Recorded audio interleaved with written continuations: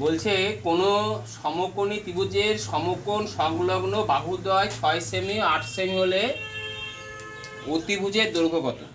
তাহলে একটা যদি সমকোণী ত্রিভুজ আঁকি, এটা সমকোণী ত্রিভুজ, এটা সমকোণ সংলগ্ন বাহু দুটো, মানে এইটা 6 সেমি আর এটা 8 সেমি, তাহলে অতিভুজের দৈর্ঘ্য কত? তা তোমরা জানো অতিভুজের স্কয়ার লিখতে আমরা জানি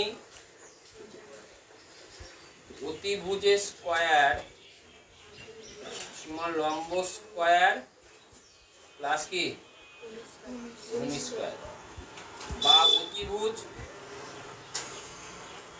সমান হবে রুট ওভার লম্ব স্কয়ার প্লাস ভূমি স্কয়ার। এটা মাথায় রাখবে, হয়েছে? তো এবার এইটা হচ্ছে মেন সূত্র, এইটা মাথায় রাখবে, এইটা হচ্ছে মেন সূত্র, অতিভুজের স্কয়ার সমান লম্ব স্কয়ার প্লাস ভূমি স্কয়ার। এইটা সূত্রের সাহায্যে সব অঙ্ক হয়ে যাবে।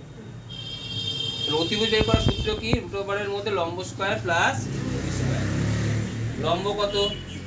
6, তার কি হোল স্কয়ার, ভূমি কত 8 তার হোল স্কয়ার, বাইরে সেমি, রুট ওভারের মধ্যে সেমি দেবে না, কত হলো তাহলে 36 প্লাস 64 বাইরে সেমি সমান রুট ওভার 100 সেমি সমান কত সেমি?